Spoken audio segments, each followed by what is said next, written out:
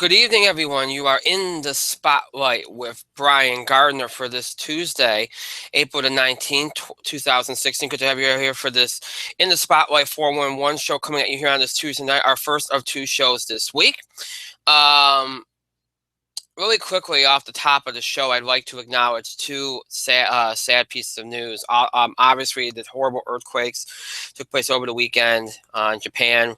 We want to express our thoughts and condolences to all those that died in that those horrible tragedies. Our thoughts, prayers, condolences to all those impacted by that. Again, that horrific tragedy. To all those recovering, our thoughts and prayers are with you, and hopefully, it's the end of the earthquakes and the end of all that all that horror that's going on over there. Hopefully, everything is over so people can start picking up the pieces. And again, our thoughts, prayers, and condolences to all those impacted by those horrible earthquakes that took place over the last week. Also, we lost a beloved actress on Sunday. News broke last night that Doris Roberts, obviously most known for her role as Marie Barone on Everybody Loves Raymond, she passed away at the age of 90. On Sunday. The news broke last night. She's been in a lot. She was an actress that a lot of her success came later. Obviously, she did a number of things over her career, but most of her notable roles came later on. And obviously, Everybody Loves Raymond was her biggest role for most people. And that was only supposed to be a bit part. And again, she passed away at the age of 90 on Sunday. And I mean, gosh, I was saying my reaction, I didn't even know she was 90. She looked so amazing for her age, and God bless her. A phenomenal actress, a true professional. And just it's a loss. Everybody was Raymond cast lost Peter Boyle a few years back, and now they lose Doris Roberts, both of which were both actors were just tremendous. So it's just this. So it's a sad piece of news there. So we want to express our thoughts, prayers, and condolences to the family of Doris Roberts and her fans. May she rest in peace. God bless her. Amazing actress. And just wanted to start off with those pieces of news because they're more important than anything we're going to talk about here tonight, or that we ever talk about. So so we want to make sure we start off with that piece of news here tonight. All right, so as always, as we start the show, I want to remind you all of the ways which you can interact and contribute to our show. Have your voice heard by emailing us at itspotlight411@gmail.com. You can also follow us and tweet us at itspotlight411. And please remember, use the hashtags, either hashtag itspotlight411 or hashtag ITS5. Again, that represents our 5th anniversary on the air as a podcast. Or you can use any hashtag involving hashtag ITS you want, hashtag ITS Wrestling, hashtag ITS Basketball, whatever you want to come up with. Be creative, have fun, enjoy. You can also find us on Facebook. In the Spotlight 411 on Facebook is what you want to search for. And once you find our fan page, make sure you like it upon finding it. Okay. So my co-host Mike has now jumped in the spotlight. Mike, you welcome. Obviously, we are eating something here. I don't know what. I can't really make out what, but you're eating something. I know that. So, it's a donut. Yeah. Oh, yum. Mm-hmm. So, okay. A couple of things. It's funny. It's for the first time in a long time. I don't have anything to tell you guys to vote for or anything other than the primaries. If you're in New York, you can vote in those. But we don't have in the spotlight in American Idol performance list we did last week. We announced the rankings for those. Our film award statistics we addressed last week, so we did all that. A lot of people have asked me about the brackets, like for NCAA tournament this year. And I honestly, what the funny part was? I got to the Final Four. I honestly haven't even looked at I had to pull out the In the Spotlight bracket and see how we did. I think, didn't you win that, Mike? You won the brackets, right, this year? Yeah. The official In the Spotlight brackets, the one I put up for the picks I revealed for the show. Yeah. Justin won. Justin won. Actual of our actual group, I won. Okay. So because I put in a separate bracket that had Villanova winning it all, and guess who won? Yeah, you stuck with your team, and look what happened. There you go. So Justin technically won this one, but in the end, I won it. You were the true winner. Well, Yeah. all right. So there you go, folks. You all have even asked me. There's your answer. And he did. Justin also did win our little NIT. You know, we don't announce that on the show, but he did win he did win back the NIT trophy that he makes a big deal out of. Yeah, he actually bought an NIT trophy. I told some of you that off the air, but he did. Anyway, so yeah, if a lot of people have been asking me about that, so there you go. One quick, obviously we have two shows this week. Now tonight's not going to be a long show. Now last week we did the baseball preview. NBA, we had a bunch of. We don't have a lot tonight. Honestly, we're just going to do some NBA playoff preview. We're going to talk about some of the NBA games that have transpired so far, some of the topics related to that, and then we're just going to talk wrestling. That's going to be it. There's not a lot to go on tonight.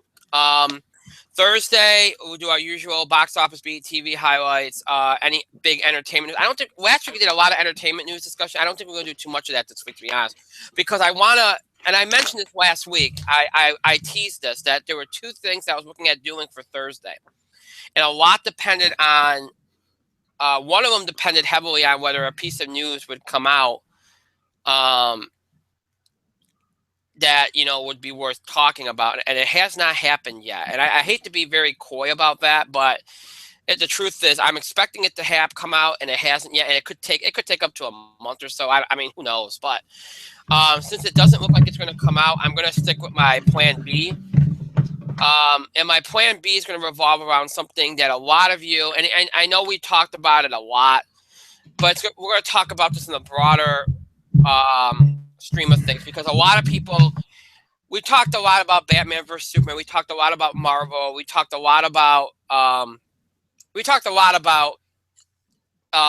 cinematic universes. I think we did a little bit part on this last year too. And a lot of people keep asking me, at what point is enough going to be enough? Is it, when are people going to stop?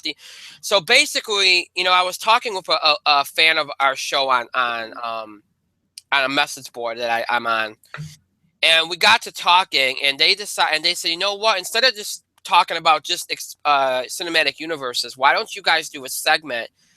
And we did this a while back, but a lot has changed in the last year or so on where film is trending right now. Not just film, but the entertainment world, film and TV more specifically. Where is it trending? Where is it going? And where are we headed in the broad scheme of things? Because right now, I mean, if you look at it, and it's an interesting thing to think about.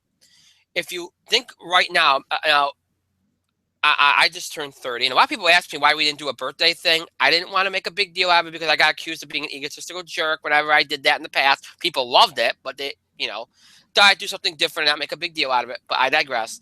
Anyway, I just turned 30, and if I look at where things are now compared to maybe 15 years ago, it really is remarkable how not only this technology, but in the broad scheme of entertainment, how entertainment has changed, how film has changed, how TV has changed. And look, these things evolve, genres go away, they come back, we've talked about that happens. But I think it is worth, and it's not going to be this long drawn out segment. It's just going to be we do these every so often. We do like a spotlight feature, and we maybe take about 20 minutes or so and talk about like a theme or a trend or something like that. And that's what we're going to do on Thursday, because again, the piece of news that I was thinking would come out hasn't yet. We're going to talk about the future of film and TV, especially, and that's important. We're heading into summer movie season. The TV season is coming to an end. Where's it going to go for next season? There's a lot of things to talk about. There's a lot of stuff in the news about a lot of TV shows killing off major characters and all this stuff. We'll focus a lot on all these aspects of it and bring them all in and talk about them on Thursday. So that's going to be kind of like our spotlight feature we haven't done one of those in a long time. The future of film and TV, where things are going, and where some of these things that in the past have been, maybe in the past 15 years or so, that have been big, that might be going away, or will they come back? When will they come back? That kind of stuff will be what we talk about on Thursday. So that'll be part of Thursday's show, which will be an all entertainment show, obviously. Next week, two shows. Next Tuesday will be a sports entertainment combo edition of our show. We'll do our usual sports talk. But we won't do wrestling on Tuesday. In lieu of wrestling, we'll do entertainment, box office beat, TV highlights, the stuff that we have to do. Anything else, if we can fit it in, if we have time. Next Thursday will be an all wrestling show previewing WWE's Payback pay-per-view. So obviously, if you want to be a part of that and you want to ask questions or give us comments, you can do that either before the show or during the show on next Thursday. So just giving you all a heads up on that. So there's that to think about. And again, for folks that haven't been fans of ours for very long, maybe you're not, because we just did Google Plus and YouTube starting in October. I just lost my train of thought. Wow. Just lost my train. Oh, during, NBA playoff time, or even during the MLB playoffs, World Series, if we're on the air, whether it's a sports show or not, if we are on the air opposite playoff games of any kind, we will give you live updates throughout the show. Kind of like we did during the, college basketball tournament, stuff like that. We will give you live updates, and we might even do live discussion while something's going on. So keep that in mind here. NBA playoffs go on for like 2 months. So, we're going to be on against a game pretty much every time we're on the air. So we'll keep you up to date on any scores and stuff like that as we go along here. So just keep that in mind. Even if it's an entertainment show on a Thursday where we're not even doing sports stuff usually, if something's important, we'll break in and we'll deal with it and all that stuff. So keep that also in mind if you're a new fan or aware of that. So this Thursday, I explain what's going on this Thursday. Next Thursday, I explain what's going to go on there. Next Tuesday as well. And then 2 weeks from Thursday, we will not have a show. That is May the 5th. We will not have a show. Longtime fans will know that if there's a big movie coming out to start the summer movie season, we never, ever, ever run a show up against it. There is a big movie coming out. Yes, I am going to see it, but it's also a fact that a lot of our audience is probably going to go see it. That's Captain America Civil War, so we're not going to do a show opposite that. Instead, that Tuesday, we'll only do one show. And for those wondering, well, will we do a summer movie preview show? We will, but it'll probably be the week after. We've done that before. A lot of people like to do it before. We've done it before. We've done it after.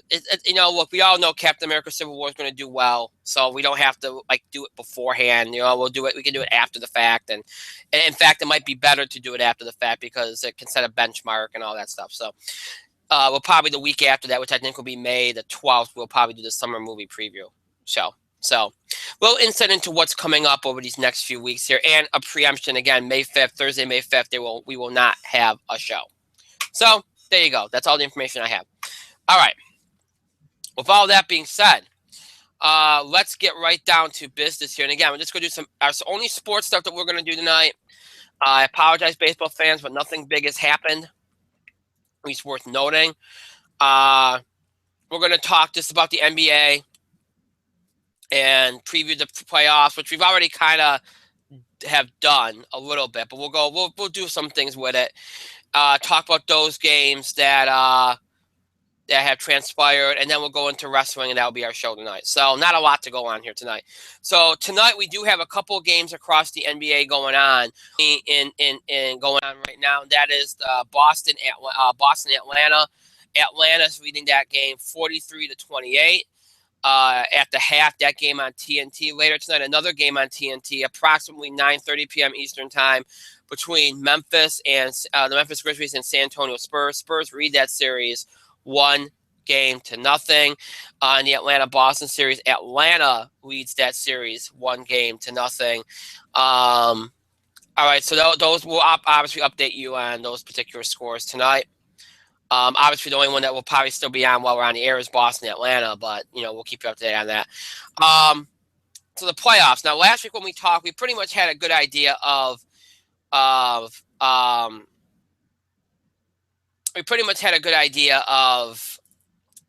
series and what was going to happen.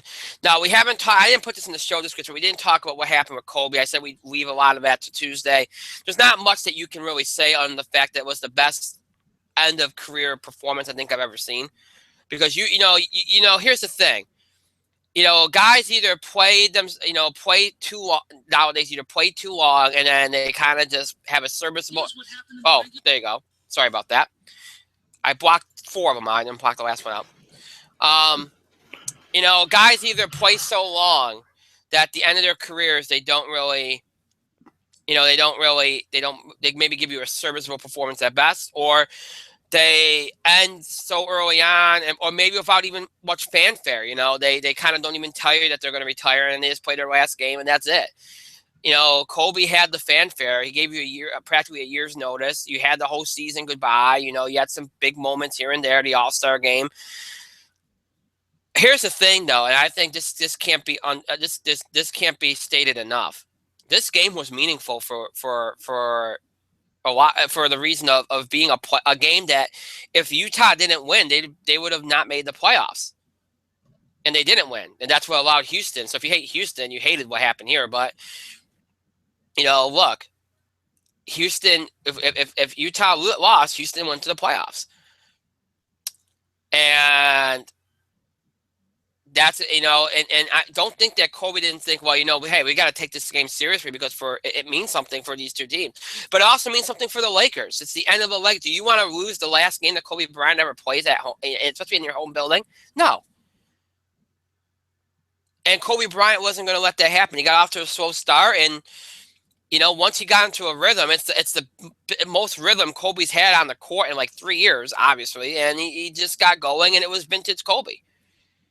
And he willed them to a win in the final few minutes. They were down. He brought them back, and he made the big shots, and it was like a performance out of 2005. He scored 60 points. You know, it had all the fanfare. Magic Johnson, you know, Shaq, all these guys were back for him. They had the video package. You know, you had the crowd. You had Jack Nicholson. At ending of the game, he did the speech. It was a great send off. I thought it was better than the All-Star game did for him, to be honest. It was a great send off, and you know, if you're going to end your career, that's the way it goes. You know, the only thing better would have been if he was ended his career winning a championship or at least being in the playoffs. But to him, that was a playoff game, and he won it, and it showed. You know, it showed. He went out. He went out on top in a lot of ways. You know, you're going to remember. Yeah, he didn't have the best final season, but his final performance kind of like leaves you with that great lasting impression.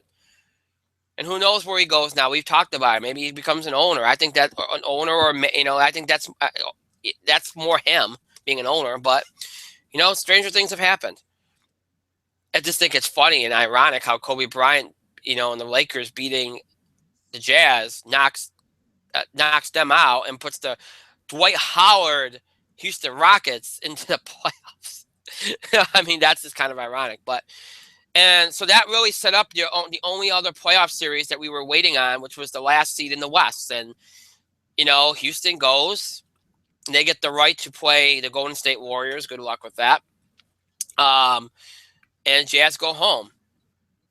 And you know, that's the way. And the only other big thing before the playoffs started was Golden State, which at that point, look, once Golden State beat the San Antonio Spurs the last time they played them, I figured they were going to win 73 games, because once you get over that hurdle, and the Spurs are the only team. I mean, they beat San Antonio in San Antonio. That was the only impediment to them breaking the record. Once they did that, unless they completely laid an egg, they were going to win those final two games, and they did. And you know, the final game, I mean, and they did. And you know what? You know, it's not. I don't think it's fair to. I mean, people are going to do it. You know, the 1995-96 Bulls, this year's Golden State Warriors. Look, the fact of the matter is, okay, you can debate which teams are better. The Bulls are better, all right? The Bulls are better. But here's the thing. Doing what both the Bulls did and now the Warriors did is you can't take away from either one of these teams. To win that many games, okay, and only lose 9 or 10 games is remarkable. The NBA season is excruciatingly long. All right? You know, and I remember reading this. I'm not sure who it was in Major League Baseball that said this. I'm blanking on who it was. It was somebody. I don't know. I don't think it was Lou Purnell. I don't know who it was, but they actually made a statement that said, you know, it might be a little. A lot of people think it's harder in baseball to win, you know, 116 games like Seattle did, or like the Yankees in '98 did. You know, some people think that that's hard, and it is. But I think I remember MLB manager saying, I think it was right around the time the Bulls did what they did in the 90s. What the Bulls did was harder. Because here's the thing. All right, baseball is I'm a big baseball fan, so I'm not trying to take anything away from baseball players. All right, but it's not it's you have to be strong and everything, yes, but you're hitting a baseball and you're fielding. But in basketball, you're running up and down the court. It's a little more contact. It's obviously more contact. There's more going on there. Plus, and this was made a point too.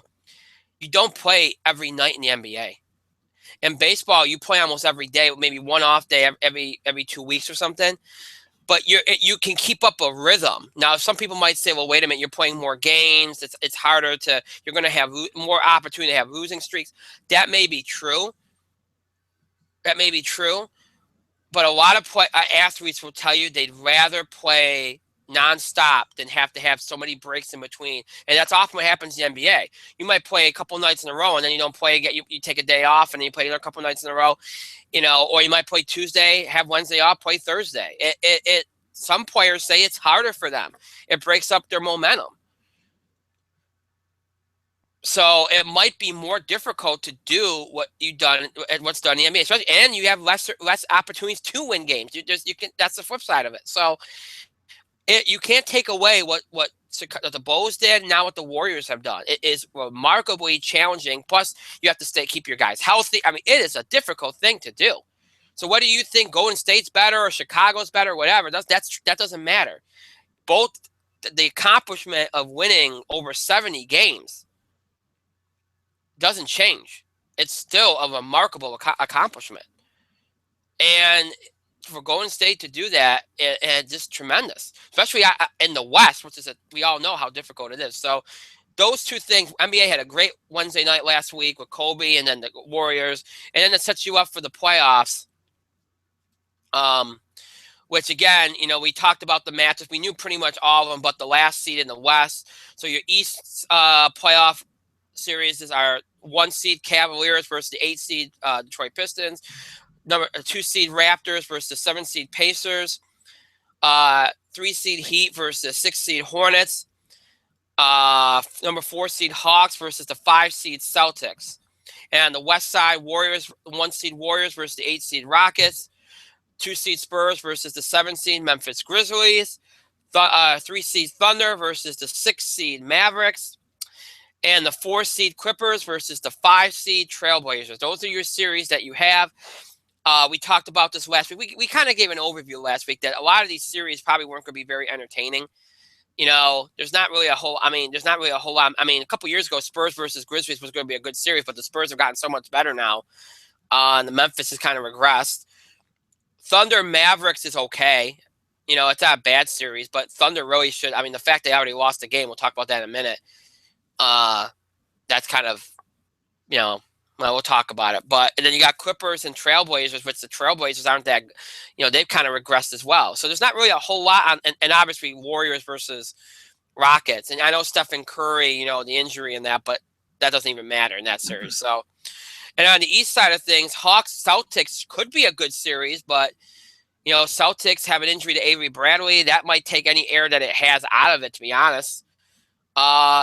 Heat Hornets doesn't have a lot going for it in my mind, to be honest. Obviously Cleveland and Detroit. Detroit kept it close in game 1, but I don't have high hopes for that series. Raptors Pacers could be good. I mean, it's already tied. It could be good, but again, I none of these series really inspire me to have. And we talked about this last week. They don't really inspire a lot of confidence to be really good competitive series. And I think you're going to see the same thing in the second round as well. I don't think you're going to see too many good series. I think it's until you get to the third round, until you get to until you get to that third round. I think that's when things get good.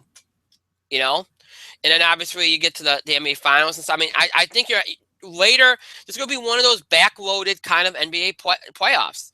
Sometimes you get front loaded. Sometimes you get back loaded. Sometimes you really get lucky and you get a whole good setup. Last year, I thought they had a really good playoff season the whole time. That's rare. Usually it's either beginning or end.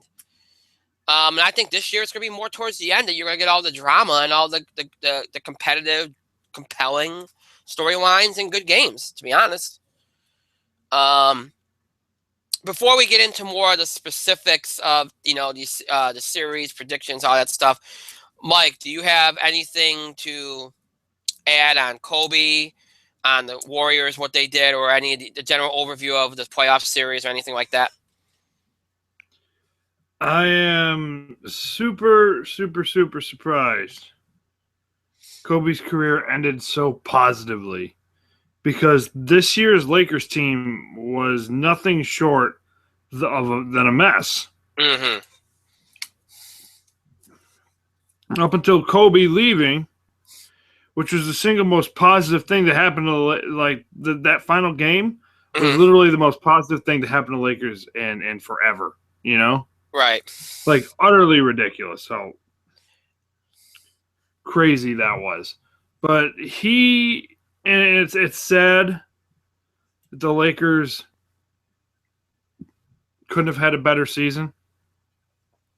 It really, truly is, because he deserved it. He had a hell of a career, Kobe Bryant, one of the greatest careers of this era. And him and Tim Duncan, actually, it was just really him, was kind of like the last link to that era, right, of the greatest players in the game. Him and technically it was, I guess, Duncan came in right at the end, so. But it was unbelievable. Kobe's last game, he had 60 points, the most of any player retiring at the end of his run. He had a phenomenal run, a phenomenal game. 60 points. You don't get better than that. You really don't. As for the Warriors, I mean, Kobe had a hell of a career. He's a surefire Hall of Famer. He is going to be when his name's going to get called pretty quickly. His name's going to get called pretty quickly. He's one of the greatest players of the era. He deserves to go. It'll be incredible, and he deserves every bit of that. As for the Warriors, what the Warriors did was impressive. It was extremely impressive, and I don't mean to make light of their accomplishments. 73 games is almost unheard of in the modern era. That being said, you cannot compare what the Warriors really did to what the Bulls did back in 1996. The 1996 had a more competitive, stronger NBA. This is easily a weaker NBA. Easily a much weaker NBA, but that being said, it's hard to win 73 games, period. And the fact they did it was impressive as all hell, Mm. They were far and away the best team in the NBA this year, and they proved it. They went out there and they straight up proved it.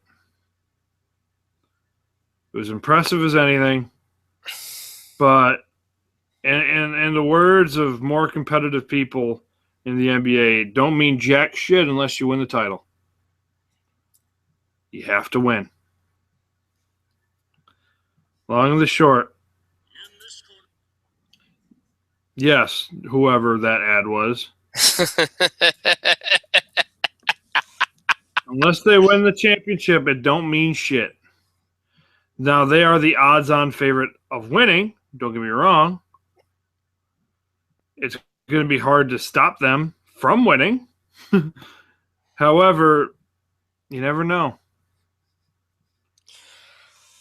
They had one of the all-time. They did statistically. They had the all-time greatest season in NBA history, and good on them. And as for the Houston Rockets, congratulations. You survived. You made it in. You got your asses handed to you in the first game. Congratulations. How's that working out for you? That's all I really have to say. Well, they got their rear end handed to them in the second game last night too, without Stephen Curry playing, which is kind of funny. The Rockets just aren't competitive. What can I Yeah, say? they're not, and they were more competitive when they had Kevin McHale, so that firing was just ridiculous. But anyway, um, we'll be talking a lot about Houston this offseason because that team's just imploded from a chemistry standpoint. There's been a lot there. I mean, this year, they argue on the court. There's no chemistry.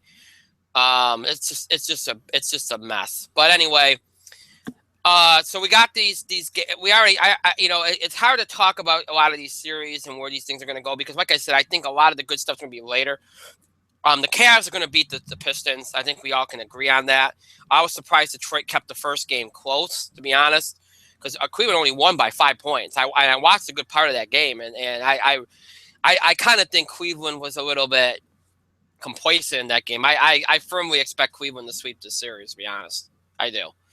That's not a knock on Detroit. Detroit's gotten a lot better. It's not, the Cleveland's just that good. There's no need, I think Raptors and Pacers is not going to be a sweep. I think the Raptors are just too good. I think the Raptors probably can lock this up in 6 games.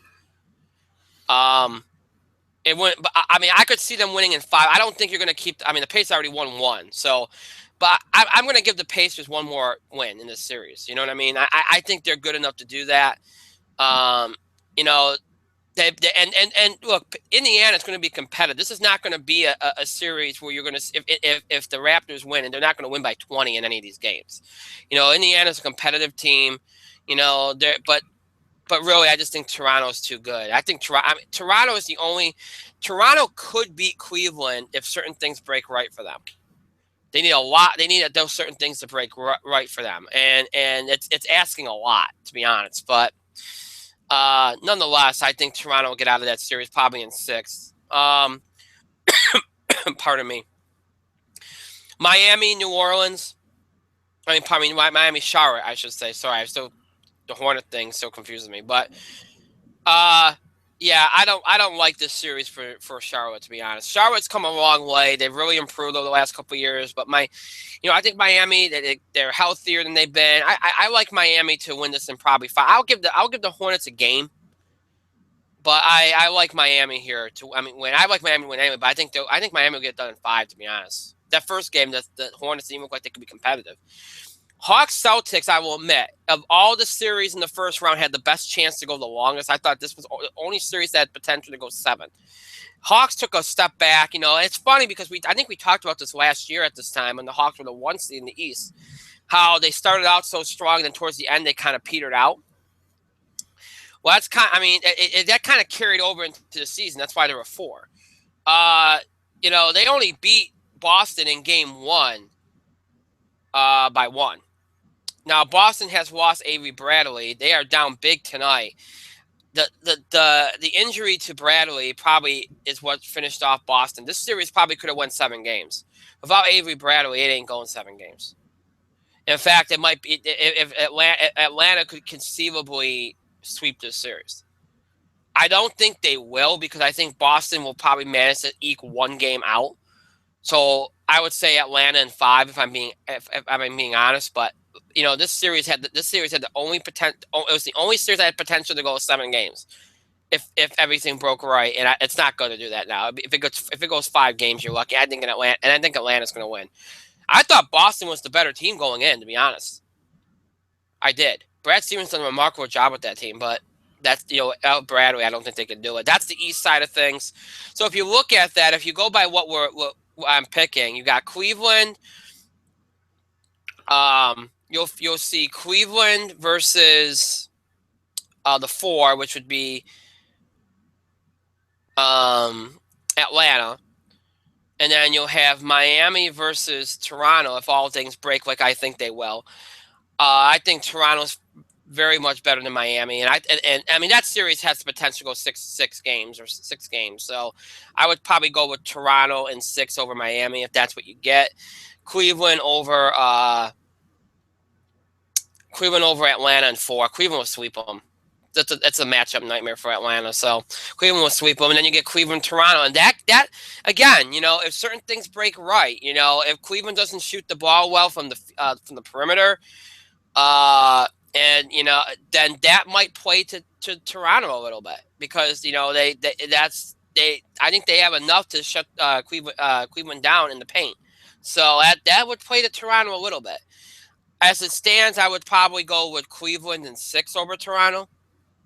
But Toronto could maybe get it to 7 games. It's not impossible. I still think Cleveland's coming out of the East, no doubt about it.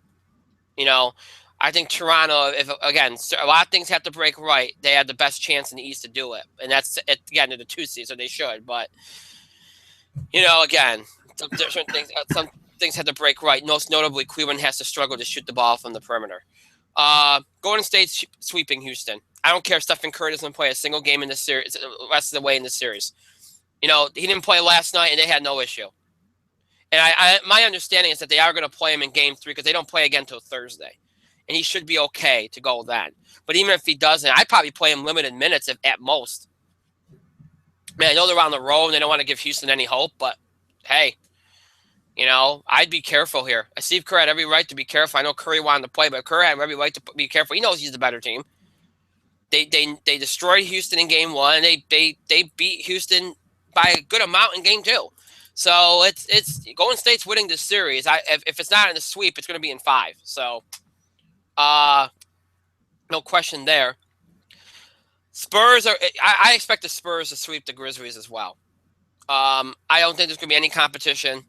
I think there's so much better. Memphis is regrets so much, mostly because of their own stupid trades. Trading Rudy Gay was a ridiculous trade, but yeah, Spurs are winning this series in 4. If Memphis wins a game, consider themselves lucky. To be honest, Oklahoma City, Dallas has probably the most potential to go the longest, and even that I can't see going more than 6 games. I really am shocked that Dallas beat Oklahoma City in Game 2.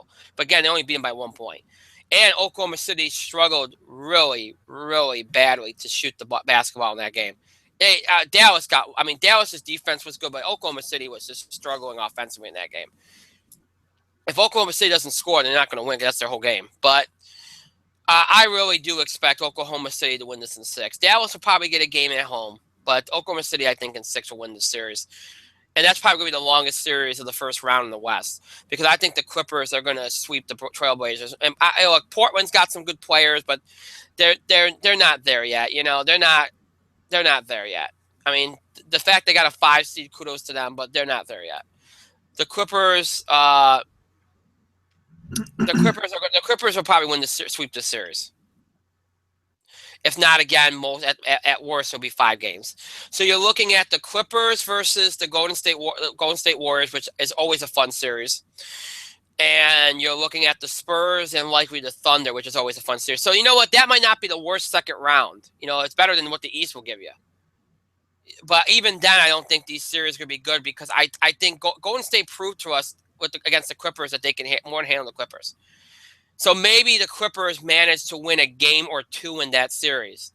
But I don't think there's going to ever be any true drama. You're going to always feel the inevitability of Golden State winning the series.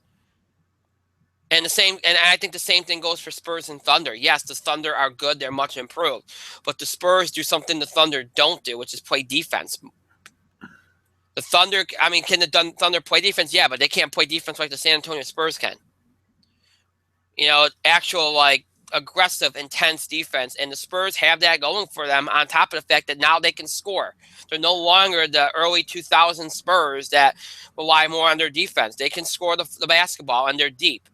And they're going to and I honestly think they'd get it'd be the same thing as the Golden State Clippers series. I think you get that done in 6 games at most. I think you got to give the Thunder maybe a game or 2. They're not, you have to. But yeah, I think both second round series in the West will probably be done before Game 6, at most Game 6. Maybe you get 2 wins out of the other team, but hey, that's about it. And then that sets you up for Golden State San Antonio, which has seemed inevitable since the first game at the first day of the season. Look, Golden State is the favorite. Mike pointed out they are the favorite. I still think they will get to the NBA Finals to play Cleveland again. But the Spurs have the best chance to beat the Golden State Warriors. They've done it more than anybody else has. They until recently they had dominated the Warriors at home. If they win you figure if it ends up being a case of the home teams doing what they've done throughout, which is dominating, between the Spurs and the Warriors, then it's going to come down to that series will probably come down to which of those teams will win a game on the road.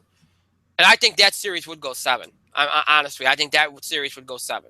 I think it'd be the only series probably before the NBA Finals that probably will go 7 or have a chance at doing that at this point. And it might come down to just, and again, if Golden State's at home, can the Spurs win on the road in Golden State? If they can do that, I think the Spurs can win it. And I think the winner of the West is going to win the championship. I think, you look at what Cleveland's done, because it's going to be either the Spurs or the Warriors. Well, you look at what Cleveland's done versus San Antonio, not just this year, but in the past few years, and what Cleveland's done versus Golden State, not just this year, but over the past few years, and they haven't been able to beat either one of them. So I think it's obvious the winner of the West will win the NBA championship again. I think that's just a foregone conclusion at this point. So I'm going to say Golden State versus San Antonio, Western Finals. Golden State wins in 7 because they'll get the home game, obviously. Cleveland versus Toronto, Eastern Conference Finals. Cleveland wins in 6. Cleveland versus Golden State wins in 6. Mike, do you have anything to add to all this playoff drama here? Oh, wait. I think the two favorites coming out of everybody everywhere is Cleveland. I'm not really going to do in-depth analysis. You just ramble on about that. I think the only team standing between Golden State and the finals is San Antonio. And I think the only way Cleveland wins this year is if they get San Antonio. So it all depends on a lot of things. Now, if Cleveland – and look, you cannot write off Cleveland. But Cleveland is far and away the best team in the West, and it should be in the East. And the West is literally a 2-team race. So, who knows? It could go any way, even though Golden State is far and away the favorite, and it's hard to argue against that. Right. But it's going to be one of 3 teams. We're going to find out who it is soon enough. And like I said, maybe we'll get lucky and we'll have some good second-round games, at least in the West. That's probably the only place you're going to get them. But other than that, you got to if you're looking for compelling playoff drama, you might have to wait till later on in the playoffs here. 58-46, Atlanta leads the Celtics in the third quarter of Game 2 of that Eastern Conference playoff series. It is they're going into the fourth quarter of that game on TNT. So again, if you're interested, check TNT out. Again, Memphis, San Antonio. San Antonio leads the series 1-0 coming up later tonight on TNT around 9:30 p.m. Eastern time. Oh, look at that. The crying, Mike, I'm sure you're familiar with the crying Jordan meme. Yeah, of course. It's making its way onto sneakers, apparently. That's interesting. Huh. I wouldn't be surprised if Michael Jordan put him on sneakers himself. Yeah. It's got potential, so I don't doubt it. But all right. So that's the NBA stuff. So again, there's nothing else in sports that really we needed to discuss right this second. The only things really going on are baseball, hockey players are getting on the way, stuff like that. But there's nothing really that bears discussion right now other than the NBA. So we'll leave everything alone there. And again, as I mentioned, for those that are not aware, even though even if we don't have a sports show, on Thursday we do entertainment shows. Even if we're not supposed to be covering sports, while the NBA playoffs are on throughout, we will do live score updates, all that kind of stuff along the way here over these next couple months, whenever we're on the air, to make sure you know what's going on in the NBA playoffs, with the scores and everything else. And if there's something big that happens, we'll break into the whatever we're doing and discuss it. So do keep that in mind here as we go along. All right, wrestling. Sports to wrestling here. And last night, of course, WWE doing their you know, Europe tour Raw from the UK, which is, you know, always a tradition. Uh, you know, and last night it wasn't a bad show, although I mean, it had, you know, compared to all the hype going in, only had that one big moment, which was the Anderson and Gallows attacking Roman Reigns, which happened midway through the show, and everything else was just kind of filler. There. Yeah, I mean, it wasn't bad. I mean, at least it continued the direction of what they're trying to do. But you know, and I can understand this, and I think a lot of people suspected this. You know, whenever they have a tape version of Raw, they don't like to do too much because they know people are going to know about it beforehand. Yeah. So I think it seems like the last couple of times they've done something in the UK, like they always kind of give you like mostly filler. They'll give you like one thing, one big thing, which they did, and then they'll be like, all right, the rest of the show it's just gonna be filler. So I suspect that next week we'll be back on to like the big stuff like we've had over the last couple of weeks, but I'd still continued the idea that things are getting better. There's direction. There's new talent getting opportunities. You know, I like their overall direction. I think everybody does, but it was kind of lackluster compared to the last couple of weeks. Now, you know, there's a lot of talk about the big thing from last night, which is the AJ Styles Roman Reigns program and where they're going with Anderson and Gallows. You know, obviously it's obvious they're going with the whole idea that AJ Styles did not know they were going to do what they did to Roman Reigns, and he doesn't want them to really do anything to Roman Reigns, which usually means that, you know, in the wrestling world, that usually means that eventually they're going to turn on AJ Styles. So Yeah. I guess the question's going to be this, and Mike, I Facebooked you some things that leaked out today. Yeah. And look, there's been a lot, and let me just preface this by saying, if you're a wrestling fan, you probably know that some things have been leaking out quite often lately. I'm sure many people are familiar with the Reddit user known as Falcon Arrow, who made a name for himself over the last 8 to 10 months, where he would post usually vague spoilers. I mean, there were spoilers, but he wouldn't give you all the details, and he was 100% accurate. Well, a couple weeks ago, he deleted his Reddit account and disappeared. Many people assume, you know, he got caught, whatever the case may be. And then there's been several troll accounts ever since, including one yesterday that had people eating out of the palm of their hand. Well, today, there's a Reddit user, unknown user, who I guess signed up 13 days ago, which I guess was the day after Falcon Arrow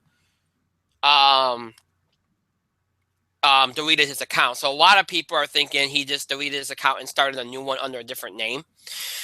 He leaked out a number of spoilers today, claiming that these would be true. They'd all play themselves out over the next couple months, and at first everybody was skeptical, but since then a lot more people have come around thinking there is the potential for this to actually be true. A lot of these to be actually true. Now, among those spoilers was that Roman Reigns would officially turn heel at Payback, and Carl Anderson and Luke Gallows would ally with Roman Reigns, along with maybe the Usos as well, and form the Roman Empire or the Empire. And this would eventually build towards Seth Rollins, Dean Ambrose, and Finn Balor teaming up with AJ Styles against them. And among those other spoilers was Owens and Zayn would feud for a while, which I guess is not that much of a stretch. Cena would come back and do something unexpected. Shane McMahon versus Triple H for control of the company, and that would play itself out to SummerSlam and lead to a brand split, which, you know, I think that's something we always suspected would be true anyway.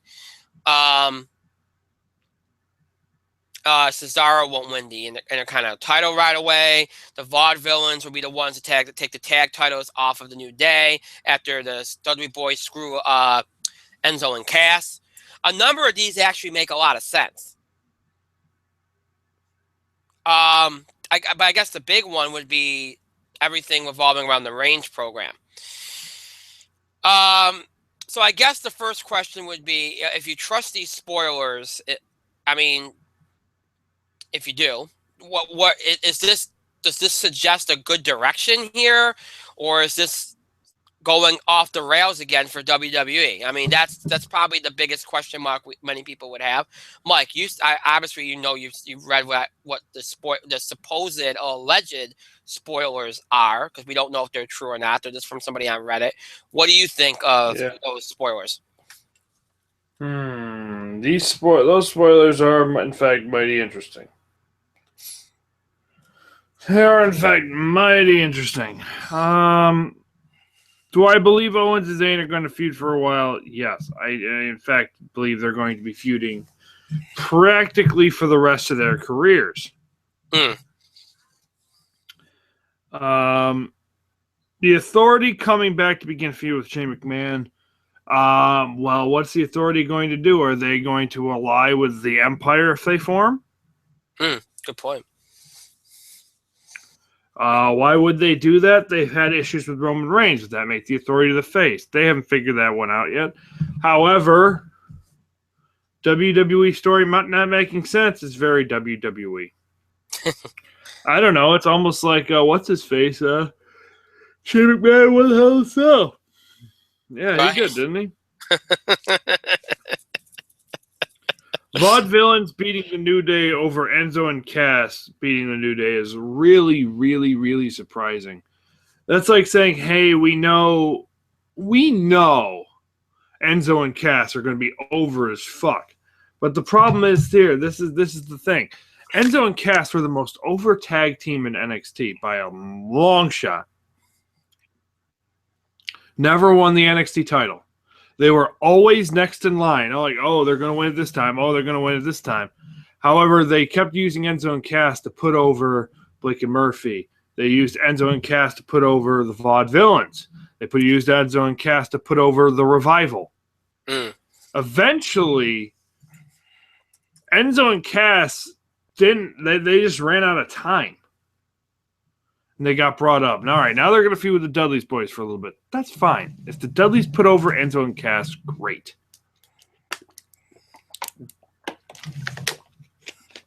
The thing is, though, the New Day is over as hell. The Vaudevillains are supposed to be a heel tag team. It makes sense. However, if Enzo and Cass don't have those tag titles at the latest by SummerSlam, there's a huge issue. It's like, hey, we stopped believing in Enzo and Cass, even though they are going to be the team that prints money. Them and the New Day are going to print money. New Day already prints money for them. Enzo and Cass could be a more current version of the New Age Outlaws. They're ridiculously over. All right. Let's treat them like the big deal they are, and let's give them the tag titles. I'm very surprised Cesaro's not going to beat The Miz. If that's going to happen, I would hope that they are smart enough not to have that be a clean loss for Cesaro. Other than that, it's like, Anderson and Gallows are going to join Roman. Yeah. Okay. Let's have Anderson and Gallows join Roman. That sounds like something everyone wants to see. Look, seeing Balor and AJ align against Gallows and Anderson is weird. It would make more sense to have Gallows and Anderson really be working with AJ all along.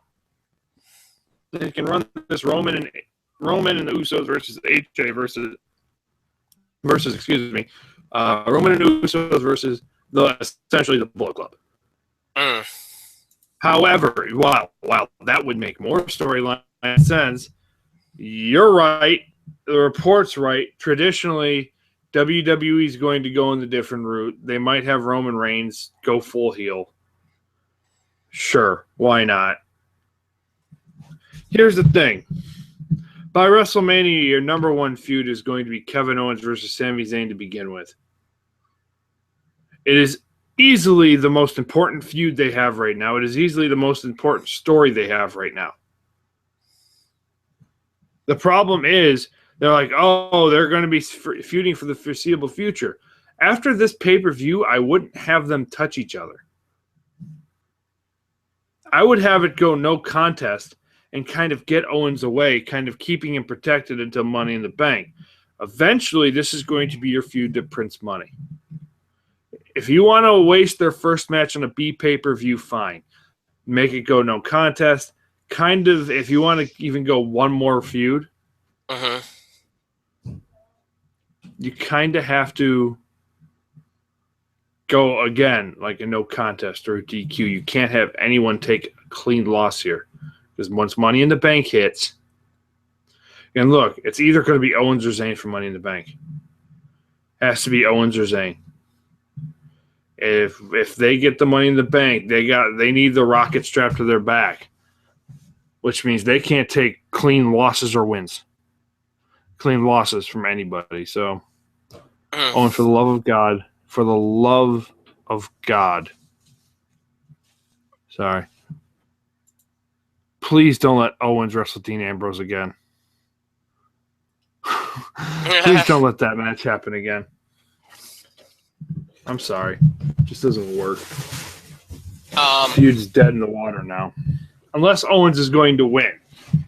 Yeah. Don't have him wrestle. That's it. You know what's interesting about that? You know, when I first read him, I was like, you know, I saw people commenting on him. They're like, oh, this will no way happen, blah, blah, blah, blah, blah. I'm like, wait a minute. A lot of these sound actually very plausible. Yeah. So plausible that I didn't even think they were like leaked spoilers. I just thought there were people's actual theories on what was going to happen because a lot of them came off predictable. First of all, I didn't think Cesaro would beat Miz in the first attempt. They're going to make a feud out of it. You know, Miz has always been a dirty, cheating heel. He's got Maurice there for a reason, and there's more money in the chase anyway. It'd make more sense to build it up and make a feud out of it and give Cesaro a little moment when he finally does it. Especially since Miz is so good at being a heel that he'll get Cesaro a big reaction when he finally does beat him. I actually think it's good for both the Miz and Cesaro that it doesn't happen right away. Secondly, I could kind of understand why you wouldn't do Enzo and Cass right away here. First of all, the New Day's a face. Enzo and Cass is a face. Unless you're going to run a triple threat, I don't think they want these two head-to-head when they're both overwhelmingly over with the crowd. You need somebody either in the mix there to take the pin, or you got to turn one of them heel. And it ain't turning either one of them here. You just turn the New Day face, and you just brought Enzo and Cass up. So I kind of get it, especially since apparently Triple H loves the Vaudevillains. And obviously he loves Enzo and Cass more, but Vaudevillains are a team that if you're going to, you don't want to have Vaudevillains be like the Ascension. You want to do something with them. I actually think it will help the Vaudevillains to be the ones that do it. I agree. At least you're going to establish another tag team. And I guarantee you, I know when Enzo and Cass is going to freaking get them. They're going to get them in Brooklyn at SummerSlam. You know that's going to be when they get them. Because it's the crowd's going to be going crazy. It's Brooklyn. It's the perfect time to coordinate them on a big pay-per-view because they're going to be a big deal.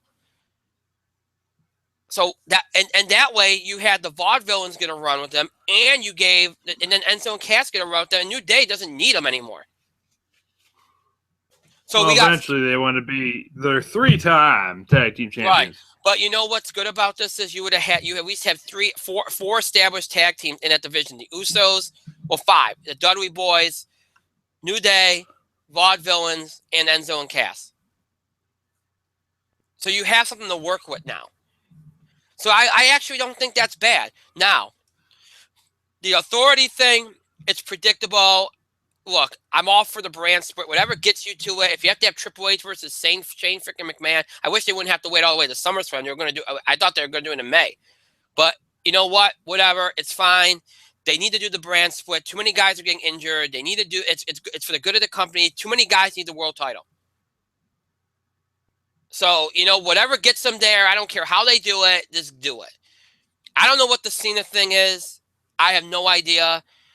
But it interests me because he's obviously not going to be around the WWE title. So we'll see what happens there. I actually don't mind that Roman Reigns AJ Styles stuff. I don't. First of all, we all know Seth Rollins is coming back as a face. All right. The only thing I don't like about it is I think Seth Rollins should be involved with the Authority when he first comes back. I don't know how we just get Seth Rollins tossed in. I mean, obviously Seth Rollins will go after Reigns because of his title, but shouldn't he also be involved with the Authority too? I mean, we got to play that angle. I imagine that would be played.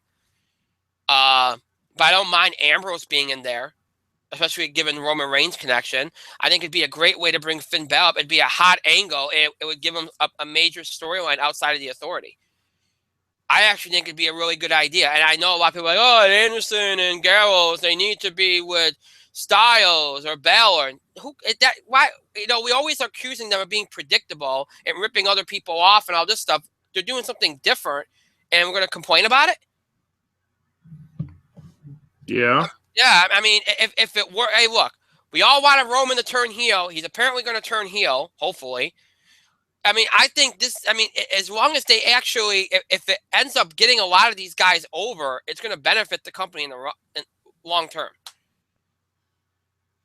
If it doesn't, then we can look back at it and go, well, that was dumb. And we didn't even talk about one of the other spoilers in there was that apparently Apollo Crews are going to feud with Ryback. That one's gold. Who does that benefit? It's not going to be Ryback because Apollo Crews are going to go over him. You know that. So that's good for Ryback. Roll my eyes right now. I mean, we'll see. I actually think a lot of those make sense. I think they're good. But it really just depends on how WWE executes. Now, if they execute them the way they've been doing lately, it'll probably be good. If they don't, and it goes back to the way things were pre-WrestleMania, not so good. There was other stuff in there about them signing Eric Young and rushing him and getting him involved with the Wyatt family because Bray's going to be back for a while. I don't know. That one I'm kind of skeptical of, to be honest. That one's the only one I kind of looked at like, That one kind of gave me a little bit of pause, but we'll see. Some of them sound good. Some of them that one's kind of sketchy to me. But another thing too that's going around today, and I want to bring this up too, and I don't know if Mike, if you're aware of this. Are you aware that Conor McGregor is retiring from UFC? Yeah. Well, there was apparently I don't know if this is true or not, but one of our wrestling fans told me that the same person that leaked these spoilers is saying that Conor McGregor is going to WWE.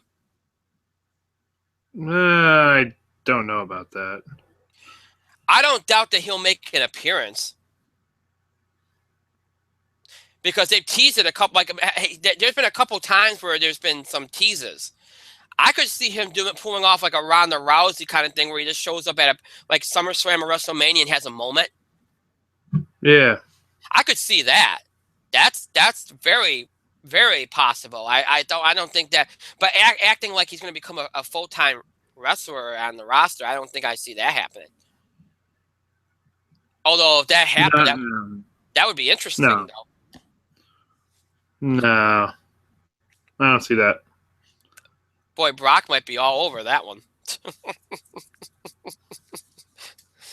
But yeah, but that's going around here today too. That he's retiring from UFC.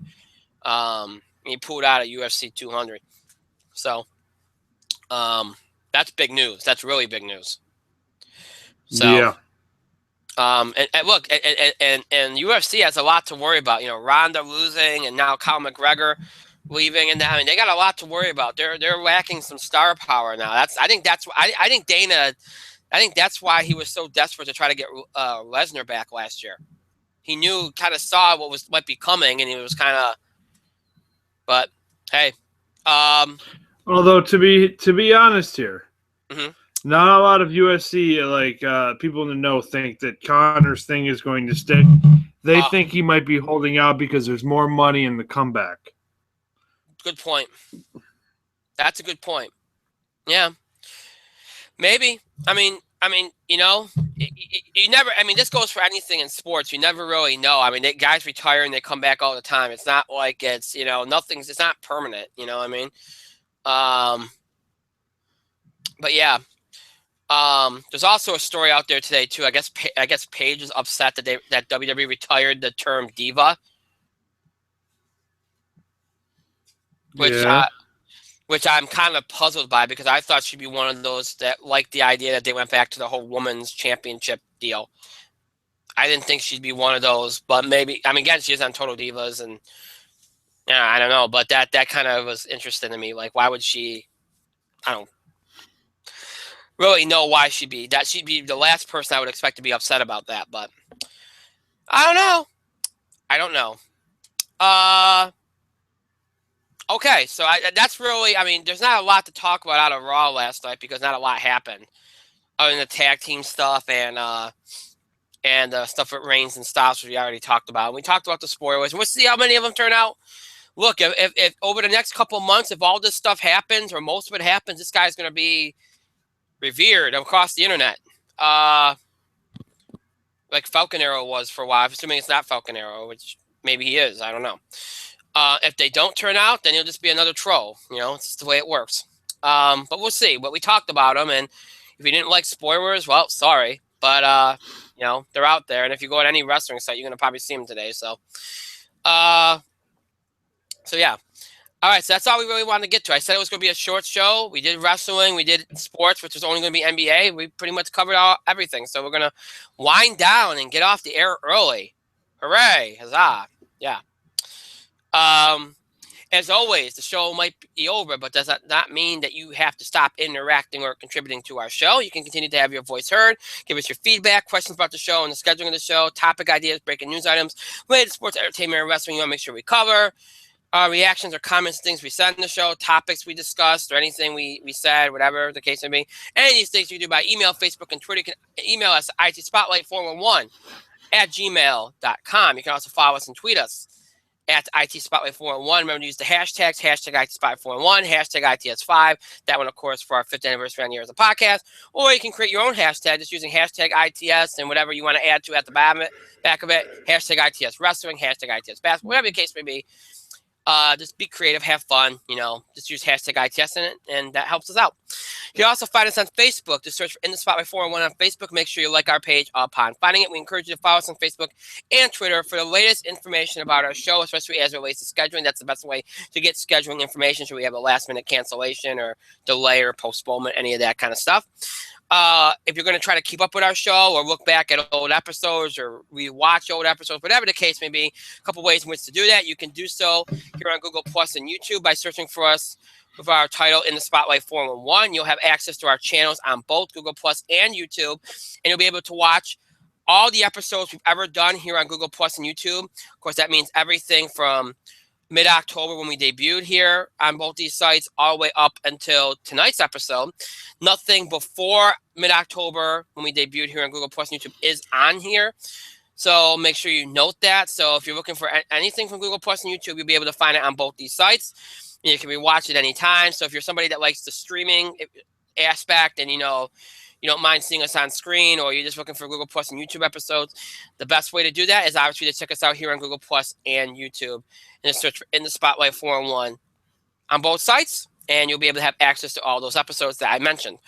If you're somebody that prefers the audio format of podcasting, or maybe you're interested in not just our current episodes or more recent episodes, but also older classic episodes, you want to check us out either on Podbean, which is our main host site, or on iTunes. On Podbean, you want to search for us with our current title, In the Spotlight 411, and you'll have access to every episode we've ever done, both from our days back on Blog Talk Radio, TalkShoe, lives in iTunes, whatever, and of course from our current days here on Google Plus and YouTube.